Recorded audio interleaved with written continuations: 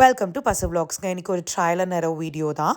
இந்த ரெசிபி பண்ணுறதுக்கு நான் என்னென்னலாம் சொதப்பினேன், கடைசியில் ரிசல்ட் என்ன ஆச்சு, என்ன கந்தரகோலத்தில் இருந்தது எல்லாமே இந்த வீடியோவில் காட்டுறாங்க.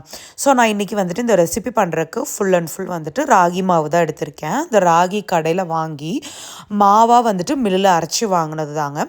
ஸோ வந்துட்டு இது ஹோல் ராகி மாவு இல்லைங்களா. ஸோ அதனால் இந்த ரெசிபி எப்படி நல்லா வருமா வராதா, இல்லைனா அந்த மாவை வீணாக்கிடுவனோ, இனி வீட்டில் வாங்கி கட்டுவனோ வீணாக்கி அப்படி நல்லா யோசிச்சுட்டே தாங்க மெதுவாக பண்ணிகிட்டு இருந்தேன்.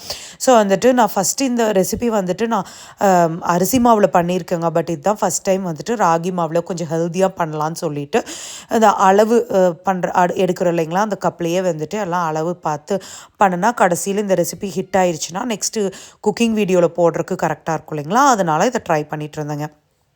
இது வரைக்கும் எல்லாம் சரியாக தாங்க போயிட்டு இருந்துச்சு. இப்போ பாருங்கள், மாவு கூட நல்லா தான் இருக்குது. நான் என்ன பண்ணேன், சரி அந்த தண்ணி கொஞ்சம் தண்ணி மீதி இருந்ததுங்க. சரி அந்த தண்ணியை வீணாக்கணுமே, தண்ணி எதுக்கு வீணாக போகுது, அதை நம்ம குடித்தா கூட தான் நல்லது. என்ன நினச்சனோ ஏதோங்க, அது நல்லா வந்த மாவில் அந்த தண்ணியை ஊற்றி இத்தினூடு தண்ணி தாங்க ஊற்றுனேன். அது அப்படி கொலகொலன்னு போய் அதுக்கு ஒரு 1/4 கப்பு மாவு இன்னமும் எக்ஸ்ட்ராவாக ஊற்ற வேண்டியதாயிருச்சு. 3/4 கப்பில் பண்ணலான்னு பார்த்து கடைசியில் 1 கப்பு மாவில் பண்ண வேண்டியதாக போயிடுச்சுங்க. ஆமாங்க, நான் இன்றைக்கி ராகி இடியாப்பம் தான் பண்ணியிருக்கேன்.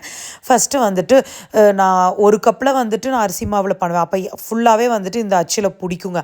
அதே மாதிரி அது ஃபுல் மாவு இந்த அச்சில் பிடிக்கும்னு சொல்லி ட்ரை பண்ணி அது பத்தாமல் அதில் பாதி எடுத்துகிட்டு சரி குட்டி குட்டியாக ட்ரை பண்ணலான்னு ஃபஸ்ட்டு இந்த மாதிரி குட்டியாக ட்ரை பண்ணாங்க. அப்புறம் எனக்கு பொறுமை போயிடுச்சுங்க.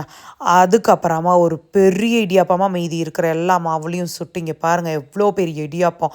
அது கூட வந்துட்டு இந்த வெஜிடபிள் ஸ்டூவை வச்சு சூப்பராக சாப்பிட்டேங்க. செம்மையாக இருந்தது.